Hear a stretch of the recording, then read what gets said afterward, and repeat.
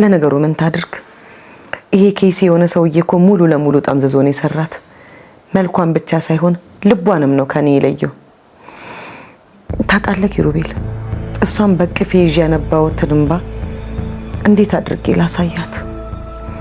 እኔ እናቷ ለሷ ስል ያየሁትን መገለልና መዋረድ እሷ አታውቅ። ታይ ማዘር፣ እንደዚህ አትማረሪ፣ ባንቺ አያምሩም።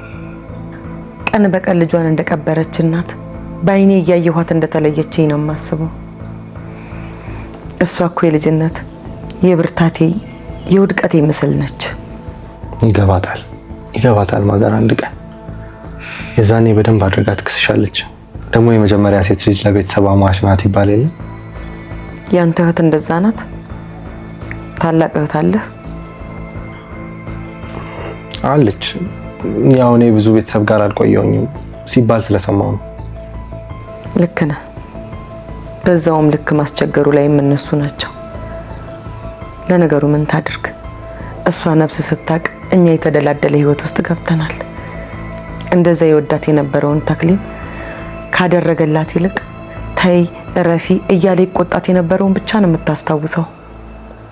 የማይገርፉት ልጅ ሲቆጡት ያለቅሳል እንደሚባለው ማለት ነው።